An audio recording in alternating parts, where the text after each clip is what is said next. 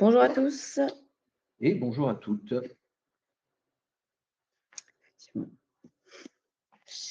Bienvenue dans ce webinaire sur la facturation électronique. Donc, on va commencer aujourd'hui parler un peu du module achat surtout, et puis un grand principe de la facturation électronique. Donc, tu peux passer à la slide suivante. Merci. Donc, moi, je suis Alban, chef de programme facturation électronique chez Celle-ci. Je suis accompagnée d'Arnaud. Oui, Arnaud, donc moi qui suis le responsable de l'équipe Account Management et qui ai la chance de pouvoir participer à ce webinaire avec Alban aujourd'hui. Merci. Hop là, ok. Donc là, vous avez une partie de chat dans laquelle vous pouvez poser vos questions. Et puis, à la fin de ce webinaire, on vous renverra le replay pour si vous avez besoin de revoir certains passages et puis pour les absents. Donc, comment ça va se passer? On va faire, je mets la suivante, s'il te plaît. D'abord, des petits messages, un rappel sur les principes de la réforme. Ensuite, Arnaud vous fera une présentation du module achat dans celle-ci et on viendra vous présenter la plateforme agréée pour la réception de vos factures. Vous expliquer un peu comment ça se passera au niveau de la réception des factures. Donc, rapidement, certains d'entre vous qui étaient présents peut-être au webinaire de mois de juillet, vous les avez déjà, vous avez déjà eu un peu ces infos, mais c'est quand même important de les rappeler. Donc, les enjeux de la réforme pour l'administration, c'est principalement de lutter contre la fraude à la TVA, parce que ça va permettre d'avoir une meilleure visibilité sur les facturations des entreprises. Pour vous, les sociétés assujetties à la TVA, il s'agit d'un gain de temps, notamment dans la gestion de vos factures et la digitalisation de tous vos process de facturation et de réception de factures. Et nous, celle-ci, en tant que votre logiciel de facturation et pour certains, gestion des achats, on est là pour vous accompagner à chaque étape de cette transition. Donc, il faut vraiment voir cette réforme comme un atout pour les entreprises qui ont des process de facturation clairs et conformes, parce que la conformité, elle ne date pas d'aujourd'hui. Il y a déjà des process de conformité qui sont censés être mis en place dans vos entreprises. Donc, ça va vous permettre de gagner du temps via une automatisation de vos process d'émission et de réception de factures, et par conséquent, une meilleure gestion de vos délais de traitement des factures et de leur paiement. Ensuite, ça va générer une baisse des coûts due à la diminution des tâches administratives et de traitement de ces factures. On va vers une fin du coût de la facture papier. Il y a une étude des Échos, je ne sais pas si vous aviez vu ça, mais qui estime que le coût de traitement d'une facture papier, elle est d'environ 13,80 € et que celui d'une facture dématérialisée, c'est plutôt autour de 6 €. Donc, ça ferait une baisse de 50% des coûts une économie de 50% en passant sur la facturation électronique. Et enfin, nous allons vers cette réforme, une hausse de la sécurité, liée d'abord à la meilleure traçabilité des factures, et donc à une baisse de risque de perte ou de falsification de la donnée, et liée ensuite à la mise en conformité des logiciels de facturation avec les exigences de l'administration fiscale, et donc forcément une baisse des risques de litige. Merci. Donc là, les principes de la réforme en 3 points. Donc, je vous l'ai dit, c'est la fin des factures papier. Donc, les données sont structurées et répondront à des normes précises selon un format spécifique, donc le FactureX pour nous. Vous allez aussi beaucoup entendre parler des plateformes agréées, qui s'appelaient les PDP jusqu'à cet été, qui sont des plateformes qui seront certifiées par l'État. Et enfin, le troisième grand principe, c'est l'automatisation du partage des données de facturation avec l'administration fiscale. Donc, les entreprises devront s'équiper d'un logiciel de facturation et de gestion des achats conforme et être connectées à une PA comme celle-ci, plateforme agréée. Alors, où vous situez dans cette réforme? Qu'est-ce qui va se passer concrètement au niveau des dates? Là, en septembre 2026, toutes les entreprises devront être en mesure de recevoir des factures électroniques. On parle donc ici des factures fournisseurs qui sont gérées par le module achat. C'est pour ça qu'on commence là par un focus sur ce module achat, parce que c'est ce qui va concerner la plus grande partie d'entre vous. En septembre 2026 aussi, les grandes entreprises et les ETI devront émettre des factures électroniques via leur outil de facturation. Et enfin, en septembre 2027, toutes les entreprises devront émettre et recevoir des factures électroniques dans leur logiciel. Donc ici, on vous a remis un petit tableau pour vous situer un peu. Voilà, ce n'est pas forcément clair pour tout le monde, même si vous êtes gérant de votre entreprise, de savoir si vous êtes concerné en septembre 2026 ou en septembre 2027 pour l'émission. Voilà. On vous conseille quand même de bien valider ça, peut-être avec votre expert comptable, savoir où est-ce que vous vous situez, est-ce que vous êtes ETI, PME, TPE. Donc, vu qu'on vous remet le replay de ce webinaire, vous pourrez mettre pause sur cette slide-là pour voir un peu où vous vous situez. Le périmètre de la réforme. Donc, il y a deux notions clés dans cette réforme, le e-invoicing et le e-reporting. Le e-invoicing, ça concerne les transactions entre assujettis à la TVA et établis en France, autrement dit le B2B domestique. Donc, vous êtes une entreprise française, vous êtes assujetti à la TVA, vous facturez une autre entreprise française, vous êtes concerné par le e-invoicing, ça veut dire que vous allez envoyer de la facture électronique à votre client. Le e-reporting, là, ça concerne toutes les autres transactions, donc le B2C, les transactions internationales. Vous êtes entreprise, vous facturez à des particuliers ou vous facturez à l'étranger. Dans ce cas, vous n'allez pas envoyer des factures électroniques, vous allez juste faire du e-reporting pour transmettre les données de facturation à l'administration fiscale. Et enfin, pour le B2J, on garde Chorus Pro, ça reste d'actualité. Alors, pour y voir un peu plus clair, on vous propose ici un circuit de transmission des factures et des données. Donc, c'est les flux en fait de factures. D'un côté, on a l'émission de factures et de l'autre côté, on a la réception. Et au milieu de tout ça, l'administration fiscale. Donc, le logiciel de facturation va émettre sa facture électronique. Elle va être envoyée par la PA d'émission qui va contacter en fait l'annuaire des sociétés qui se retrouve dans le PPF et ensuite transmettre les données à l'administration fiscale. Si le PPF estime que la facture est conforme, donc qu'elle a bien tous les champs, tous les champs conformes et qu'elle répond à la conformité, elle va être transmise à la PA de réception de votre client qui, lui, pourra accepter ou pas la facture. Donc, en fait, les PA, donc les plateformes agréées d'émission et de réception, sont des tuyaux par lesquels vont transiter les factures. Actuellement, vous les envoyez par mail. Donc, le tuyau, c'est un peu le réseau mail. Là, maintenant, on n'enverra plus les factures par mail. Ça va tout passer par ces plateformes agréées. Ouais, merci. Donc, nous, depuis septembre, celle-ci est plateforme agréée d'émission et de réception. Ça veut dire que vous pouvez recevoir des factures sur celle-ci et en émettre aussi des factures électroniques, bien évidemment. Et vous allez pouvoir, début 2026, déclarer celle-ci comme PA dans l'annuaire. Donc, ça veut dire que si une entreprise, un fournisseur veut vous envoyer une facture, sa PA viendra consulter l'annuaire et verra qu'il faut vous envoyer la facture sur celle-ci, qui sera votre PA de réception. Je te laisse la main, Arnaud, ici. Oui. Alors, on va prendre le relais sur la partie usage de celle-ci et la partie gestion des achats, alors que beaucoup d'entre vous utilisent déjà. Il faut savoir que le pendant de la facturation chez celle-ci, la facturation one-shot, la facturation à l'abonnement, trouve son miroir avec les licences facturation et vente facturation sur la partie achat. Donc, vous disposez déjà dans vos licences. Pour ce faire, je vais vous partager mon écran. Alors, nous sommes ici sur un compte de démo, bien évidemment. Toutes les données sont factices à l'intérieur. C'est aussi un compte en vue administrateur. Soyez rassurés, si vous regardez cet écran, vous dites ça je me demande, ouais, j'ai l'impression que... On va réactiver. Normalement, beaucoup mieux. On me signale que oui. Donc, écran de connexion celle-ci, puis administrateur. Il faut savoir, bien évidemment, si vous ne le savez pas déjà, que dans votre compte celle-ci, vous pouvez augmenter ou brider la vue de vos différents collaborateurs pour qu'ils accèdent à certaines données. L'accès aux fonctionnalités de gestion des achats et du calcul de la marge peut bien sûr être bridé pour les collaborateurs qui n'ont pas à y accéder. Ici, on est sur une vue complète avec accès à toutes les fonctionnalités. Et donc, La brique achat que l'on retrouve ici. La brique achat, elle vous permet de faire quoi?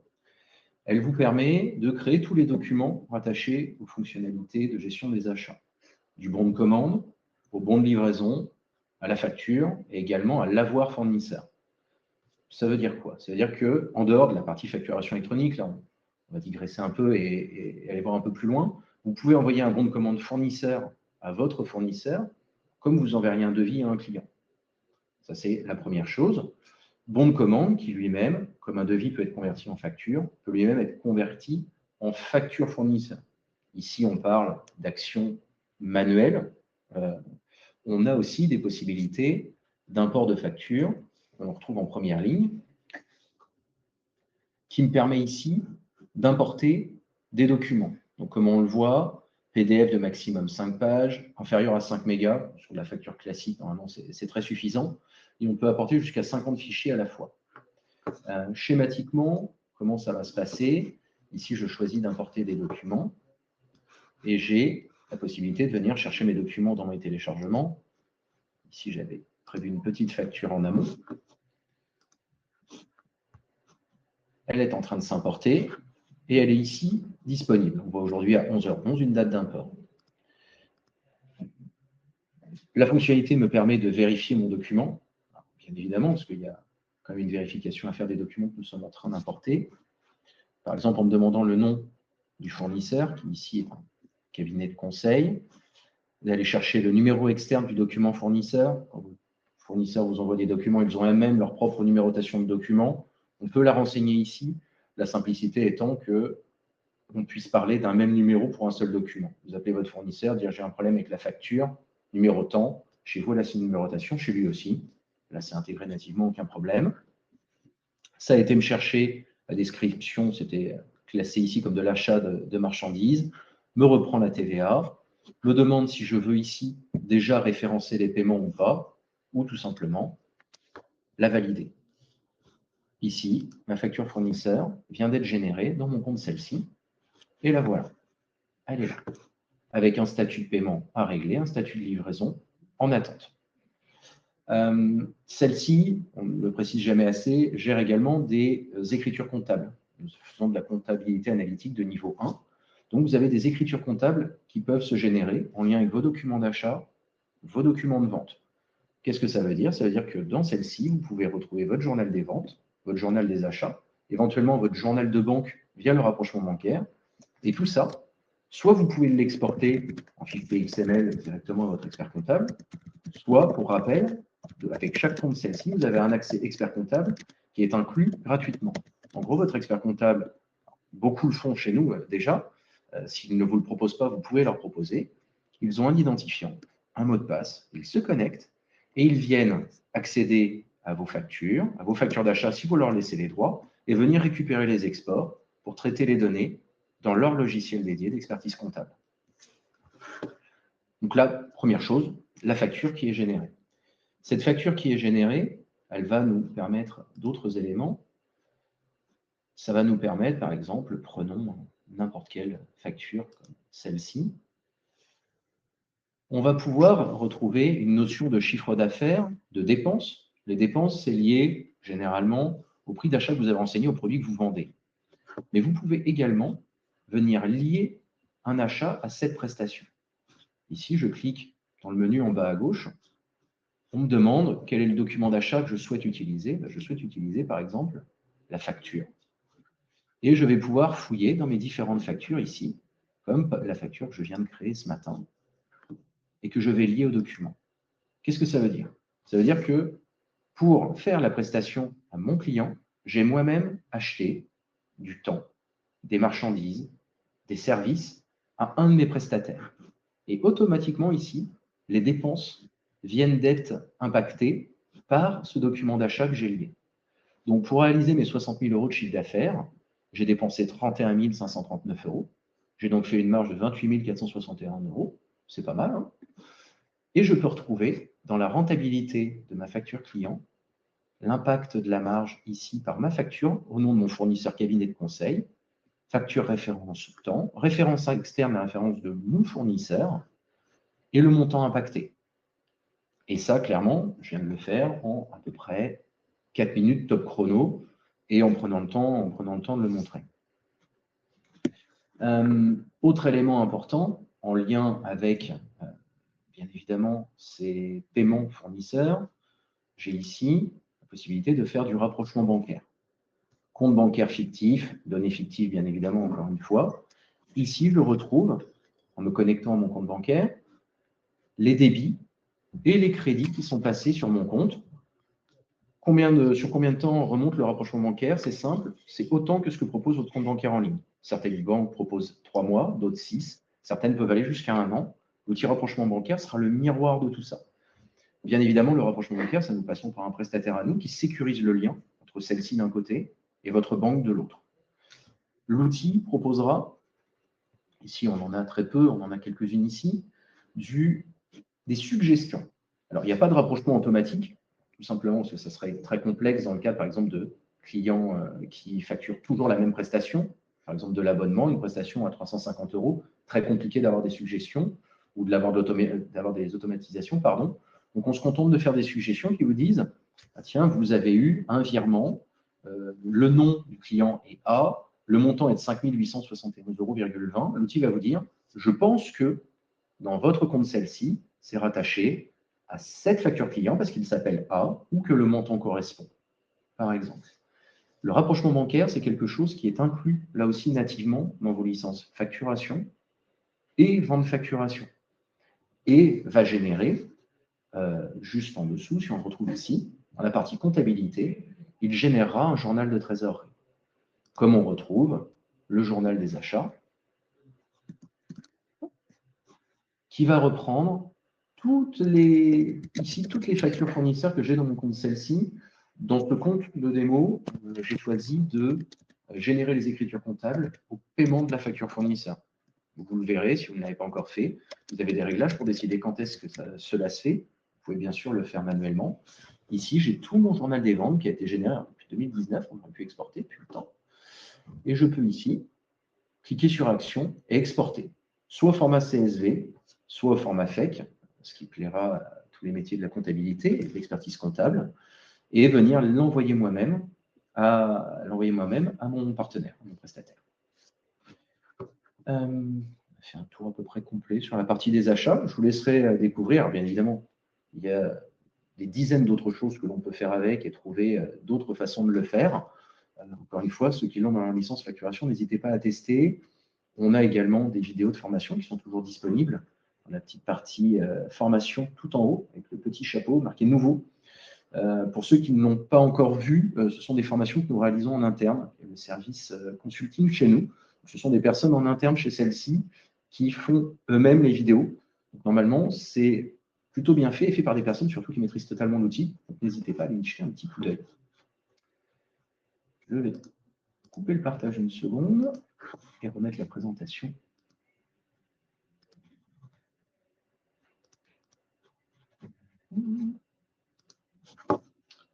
Si ça va bien.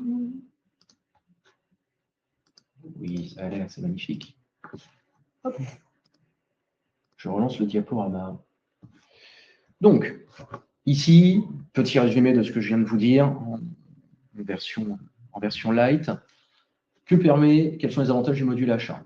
Centraliser flux clients et fournisseurs sur un même outil, on l'a vu. Encore une fois, le module achat a été pensé de la même façon que le module vente, pour que justement, vous puissiez prendre en main l'un et l'autre de façon très simple et que les automatismes restent à peu près les mêmes. Vous pouvez relier vos achats à vos ventes.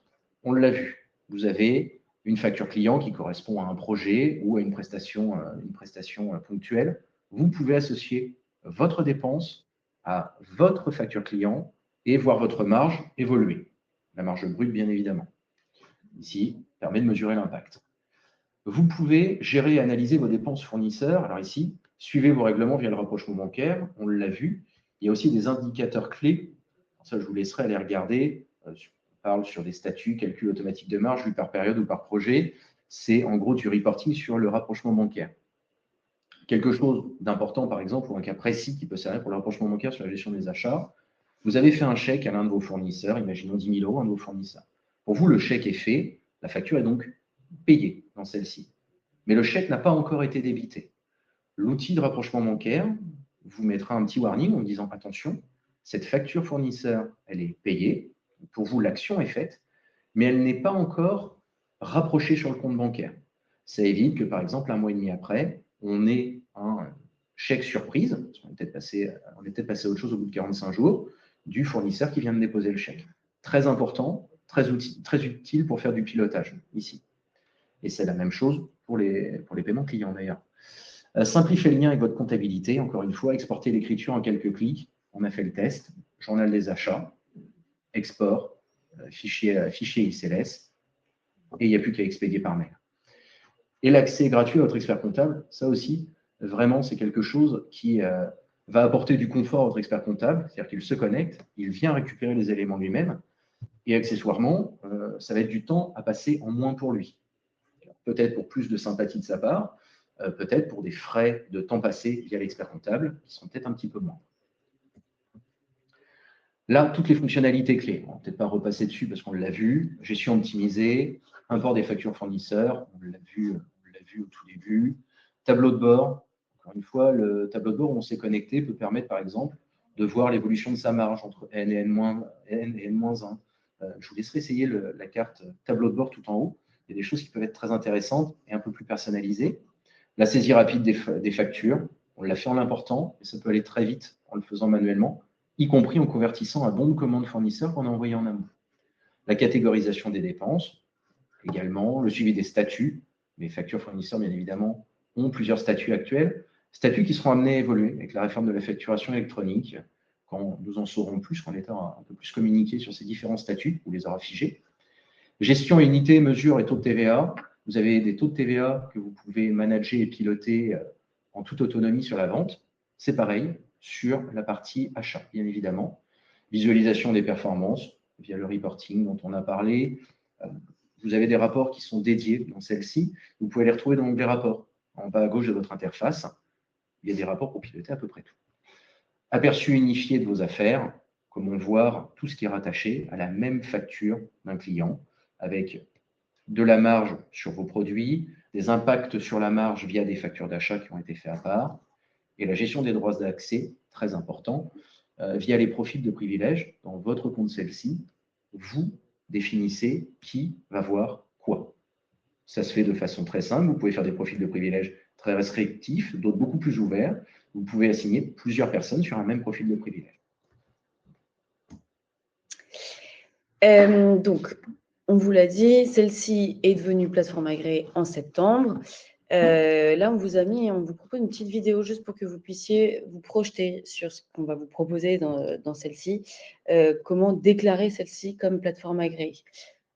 Donc, pourquoi on vous propose ça? Pour que celle-ci puisse vous inscrire dans l'annuaire et que vous receviez du coup automatiquement les factures de vos fournisseurs dans celle-ci. Julien, tu double-cliques dessus, comme ça le lance en plein écran. Ah oui. Donc là, vous voyez, vous aurez ce petit bandeau facturation électronique ici et vous aurez donc un pas à pas. Là, on va creuser celui de déclarer celle-ci comme PA. On vous met des petites définitions ici et vous pourrez du coup choisir si vous émettez des factures, si vous les recevez. Vous aurez ici du coup la possibilité d'aller identifier votre entreprise. Donc là, on a pris un exemple avec Fury Friends Pet Care France. Donc vous voyez les informations de votre société. Vous choisissez le représentant légal qui sera chargé de signer le mandat.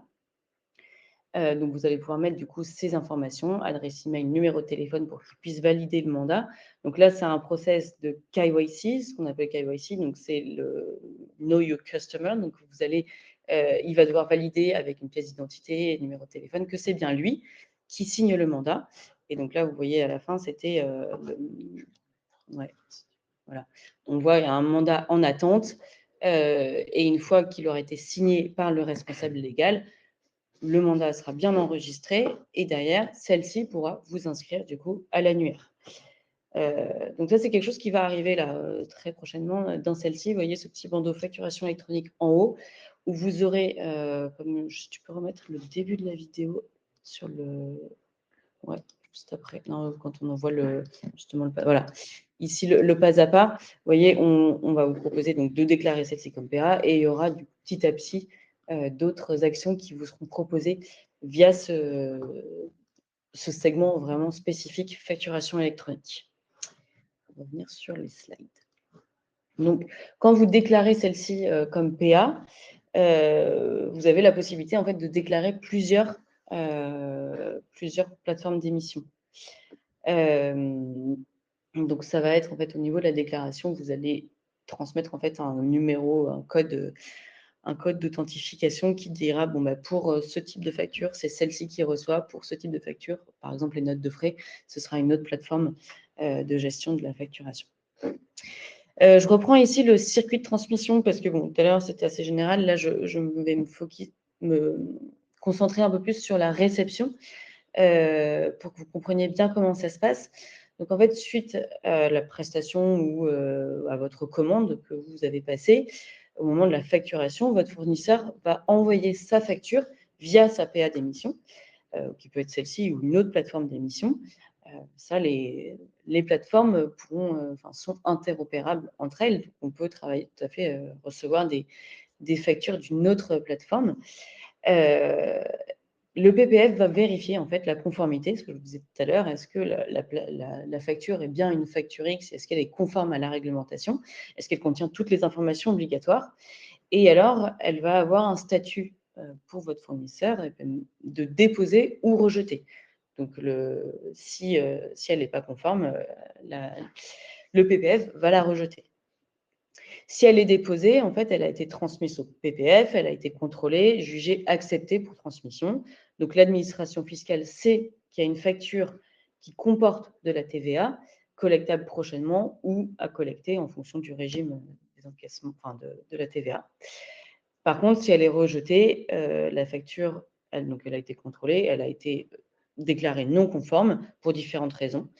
Ça peut être parce qu'il manque un champ, parce qu'il n'y a pas de description, parce que la description n'est pas claire. Donc, l'administration fiscale, en fait, ne prendra pas en compte de TVA associée. Et dans le cas où elle est conforme, la facture du coup de votre fournisseur arrivera sur votre PA de réception. Et là, vous pourrez la vérifier. Donc, c'est un peu le même principe que ce que Arnaud vous a montré tout à l'heure.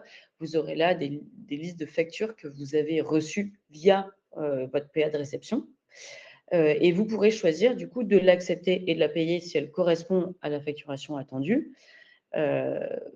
Alors, pour un refus, ça pourrait être parce que le bon de commande est absent, parce que la quantité ou le montant est erroné. Enfin, comme actuellement, vous pouvez refuser une facture, c'est exactement le même principe. Et dans ce cas, il faudra que votre fournisseur émette un avoir pour transmettre l'information au PPF, pour que le PPF sache qu'en fait, il n'y a pas de TVA associée à cette facturation. Et lorsque le fournisseur, du coup, lorsque vous aurez payé votre facture, lui pourra la déclarer comme encaissée. Donc, il doit informer à l'émetteur de la facture de déclarer qu'il a reçu un paiement pour que l'administration fiscale, derrière, puisse venir récupérer la TVA. Pour information, l'administration fiscale, la IFE a ouvert mardi dernier, là, le 14, donc il y a seulement 2 jours, son environnement de qualification pour tester l'interopérabilité des plateformes agréées avec le PPF et des plateformes entre elles. Donc, ce qui correspond aux flèches, la flèche horizontale donc, de communication entre les différentes plateformes et les 2 flèches un peu plus en diagonale, en V, pour la communication entre les PA d'émission de réception et le PPF. Donc voilà, tout à l'heure, j'ai vu passer dans le chat des questions sur les tests, etc. En fait, là, on rentre dans le vif du sujet avec l'administration fiscale pour tester l'interopérabilité de notre plateforme avec les différentes plateformes et le PPF. Donc ça, c'est le cas pour toutes les plateformes qui sont agréées. Et là, les 111 plateformes qui sont agréées. À chaque étape, celle-ci est avec vous. Donc, on vous propose là une expérience digitale fluide. Donc, on va proposer des communications ciblées en fonction de vos profils, de vos échéances, des messages dans l'interface sur les actions à mener. Vous avez eu un aperçu là, je vous ai montré. On va vous proposer un pas à pas, un accompagnement pour toutes les étapes. Vous avez déjà des ressources en ligne donc des articles de blog qui parlent de la facturation électronique, des vidéos explicatives. Alors, nous, on a parlé sur la Celsee Academy, donc n'hésitez pas à les consulter. Une FAQ dédiée facturation électronique, où on répond quand même à une bonne partie des questions. Notre chat en ligne, Célia, est disponible 24/24. Notre équipe support aussi est en mesure de vous répondre à vos questions, tous les jours, pareil. Et la marketplace Celsee qui vous permet d'aller consulter les différents connecteurs qu'il est possible de mettre en place sur celle-ci. On a aussi un accompagnement humain, c'est un peu dans notre ADN chez Celsee. Arnaud en a parlé, on a une équipe consulting qui propose de l'accompagnement sur mesure, donc que ce soit pour la mise en place du module achat ou des autres modules, pour l'accompagnement au sujet de la facturation électronique. On va proposer des solutions collectives aussi d'information directement sur celle-ci. Et je vous l'ai dit, il y a un support par chat ou par téléphone en fonction de votre plan. N'hésitez pas à contacter notre support. Votre expert comptable a un accès intégré à celle-ci qui est gratuit, qui est intégré dans votre licence. Donc, il peut venir consulter les données sur celle-ci, mais il peut aussi connecter son outil de production comptable via les différents connecteurs qui sont disponibles sur notre marketplace.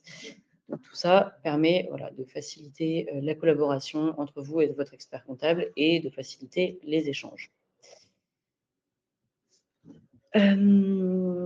Voilà, donc là, je vous le redis, on a un écosystème qui est avec plein de connecteurs, plus de 10 connecteurs comptables gratuits, 100 autres connecteurs sur notre marketplace. Donc, n'hésitez pas à aller faire un tour sur la marketplace. On peut peut-être vous mettre le lien là, dans le chat pour que vous puissiez vous situer un peu en fonction des différents outils que vous utilisez déjà. Voir que le but, il y a une interopérabilité, il y a un enjeu d'interopérabilité là dans la facturation électronique avec les différentes PA, mais aussi avec les différents connecteurs qu'on peut mettre en place, parce que l'idée, c'est que ce ne soit pas que les PA qui communiquent entre elles, mais tout votre écosystème de logiciels. On en a parlé au début, c'est un enjeu de digitalisation pour les entreprises et donc de connecter les différents outils que vous utilisez. Et voilà, c'est tout pour aujourd'hui. N'hésitez pas à poser vos questions dans le chat, on va en prendre quelques-unes. Sachant qu'il y en a quand même une bonne partie, je pense, qui ont été répondues par nos modérateurs. Alors,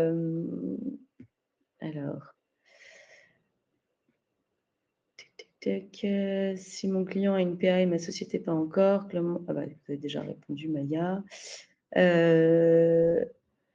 Serait-il possible de déposer des factures clients sur leur PA autre que celle-ci via celle-ci? Oui, en fait, c'est tout l'enjeu justement de l'interopérabilité des plateformes. Vous avez celle-ci qui est plateforme émettrice et en fait, avec cette interopérabilité des plateformes, votre client recevra, lui, sur sa plateforme de réception qu'il aura déclarée dans l'annuaire. Chaque éditeur, en fait, chaque plateforme va proposer des mandats pour gérer l'inscription de ses clients.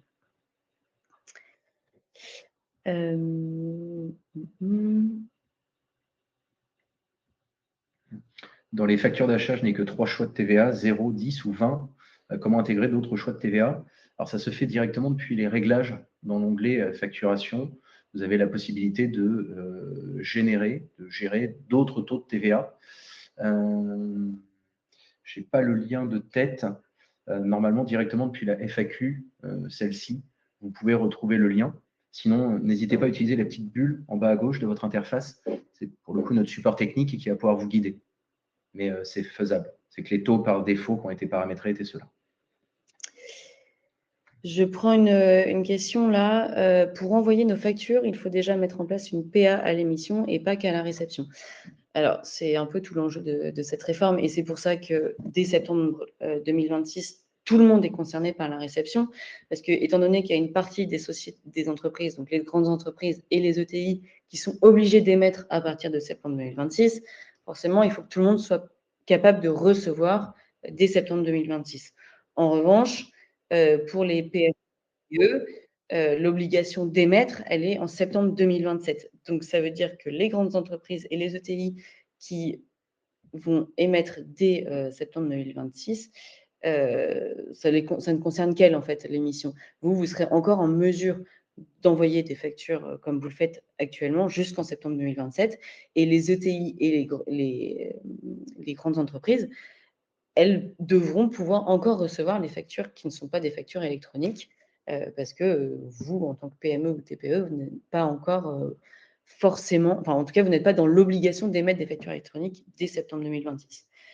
Voilà. Nous, on le permettra sur celle-ci, hein, vous serez en mesure depuis celle-ci d'envoyer des factures électroniques dès septembre 2026, mais légalement, vous ne serez pas obligé de le faire dès septembre 2026. J'espère que ça répond à la question. Donc oui, c'était un peu la même question là. Pour l'échéance de septembre 2026, il faut uniquement être en mesure de recevoir les factures électroniques via la plateforme agréée. Pas d'obligation d'émettre. Alors, ça dépend de la typologie d'entreprise. Ouais, les ETI, grands comptes, grandes entreprises, eux, ont l'obligation d'émettre et de recevoir dès septembre 2026. Si vous faites partie d'une TPE, PME, pas d'obligation. On est passé sur un tableau tout à l'heure qui reprenait la classification des entreprises. Vous l'aurez dans le replay. Pour participants en anime 98. Tac.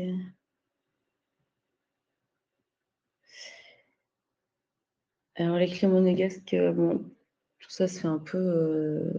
On reviendra vers vous là-dessus sur ces cas un peu particuliers de facturation étranger, mais dans tous les cas, là, la réforme, elle est française, elle concerne les entreprises françaises assujetties en France.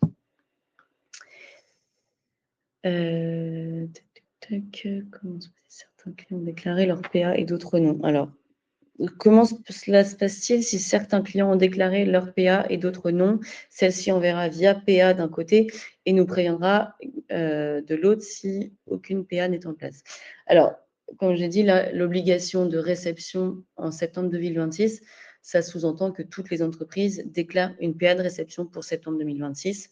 Si elles n'ont pas déclaré de facture, en fait, ce qui va se passer, c'est que vous, en tant qu'émetteur de facture électronique, vous allez envoyer votre facture, le PPF, enfin, notre plateforme agréée va interroger le PPF et il ne va pas trouver votre destinataire dans l'annuaire. Donc, vous allez recevoir une erreur. On vous dira qu'on n'a pas trouvé le destinataire de votre facture. Donc là, vous n'êtes pas du tout en... Comment dire, enfin, vous êtes conforme, c'est votre client en fait qui n'est pas conforme et qui doit déclarer une PA de réception. Et donc en fait, c'est de son côté, lui, il n'est pas conforme, donc il faudra qu'il se mette en conformité. Mais vous serez prévenu en tant qu'émetteur de facture que votre client n'est pas inscrit dans l'annuaire. Sachant que l'envoi par mail de facture directement au client restera bien entendu toujours possible. Oui, possible, mais du coup plus conforme. Voilà, plus conforme, mais possible. Mais du coup, c'est votre client là qui s'expose à une amende, en fait, pas vous, parce que vous émettez une facture électronique, très bien. Lui, il est obligé de pouvoir la recevoir normalement. Donc c'est lui qui n'est pas conforme et qui s'expose à des risques d'amende. Mais vous pourrez le relancer manuellement par mail. Toujours bien d'avoir le paiement aussi, accessoirement. Donc ça restera possible de relancer manuellement en direct votre fournisseur. Votre client, pardon.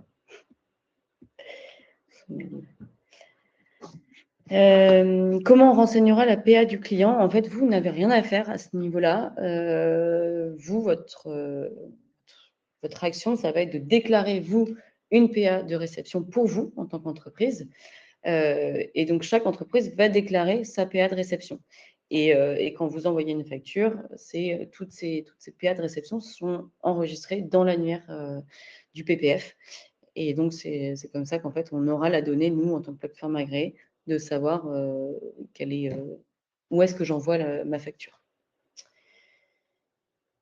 Le coût pour déclarer, attendez, j'ai vu passer le coût pour déclarer celle-ci comme PA. Il n'y a pas de coût associé. En fait, vous payez une licence celle-ci, une licence facturation dans laquelle vous avez le module achat aussi. On va vous mettre à disposition la plateforme agréée sans surcoût. C'est inclus dans votre licence. Il faudra donc obligatoirement le SIRET du client. Effectivement, ça va être une des actions. Je ne sais pas si vous l'avez vu passer tout à l'heure quand on vous a montré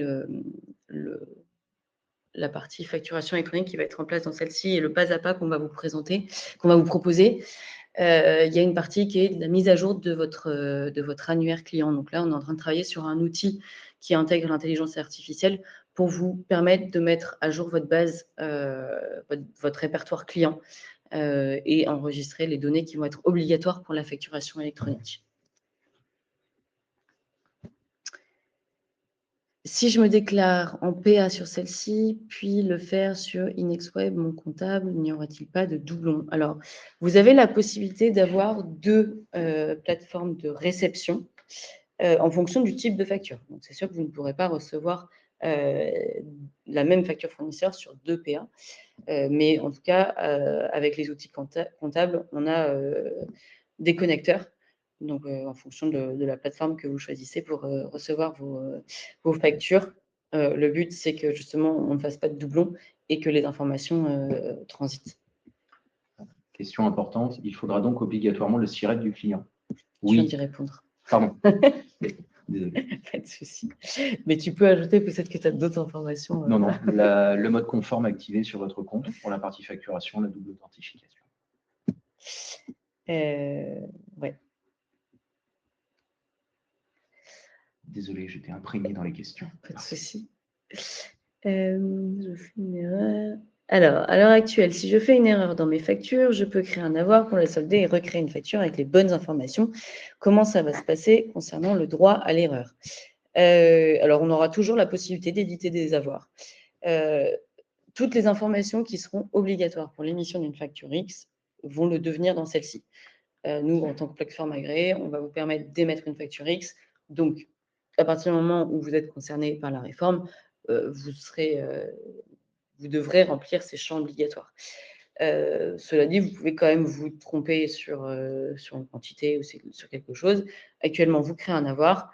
Là, ce sera le même principe. Si votre facture, vous vous rendez compte que vous êtes trompé, que ce soit avant ou après envoi, vous pourrez créer un avoir et recréer une facture avec les bonnes informations. Donc, le droit à l'erreur, il existe. Il y a toujours la possibilité de revenir via un avoir. C'est déjà le cas hein, actuellement. Si vous avez finalisé une facture, vous ne pouvez plus la modifier. Il faut la modifier par un avoir. Enfin, il faut faire un avoir et rééditer une facture. Ce sera exactement le même principe. Quand pourrons-nous sélectionner par utilisateur l'accès au module achat et non par admin? En fait, dans les profils de privilèges de votre compte, Béatrice, vous pouvez définir des profils administrateurs, on l'a vu surtout, et des profils collaborateurs. J'ai bien des profils collaborateurs.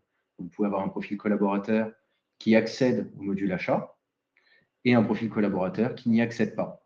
À vous de définir les différents profils que vous souhaitez et pouvoir attribuer ces profils à vos différents utilisateurs. Tout simplement. Je prends une dernière question. Le module achat est compris dans la licence ou c'est un module payant en plus? Eh bien, non, c'est compris dans la licence. Si vous avez une licence facturation, vous devez voir le module achat. Si vous êtes admin, si vous ne l'êtes pas, effectivement, comme disait Arnaud, en fonction du profil, peut-être que vous n'avez pas accès à ce module-là, mais en tout cas, il est inclus dans la licence facturation. Et la licence vente facturation également. La seule qui ne l'inclut pas, c'est la licence vente seule qui s'arrête au devis client et à la partie prospection et marketing. Voilà, et bien écoutez, merci pour votre écoute. Merci pour vos questions. Bon, on n'a pas pu répondre à toutes les questions, on va les reprendre. On reviendra vers vous au cas par cas si jamais il y a des questions qui méritent d'être abordées plus en profondeur. Voilà, n'hésitez pas à consulter toutes nos ressources, à revenir vers nous, vers le support ou vers votre chargé de compte si vous en avez un. Pour toutes les questions. Et puis, bien évidemment, vous serez informé de toutes les évolutions de celle-ci concernant la facturation électronique via des newsletters, via de la communication dans celle-ci directement. Et puis voilà, je vous dis à bientôt. On vous Et souhaite une très bonne journée. bonne journée à tous. À bientôt.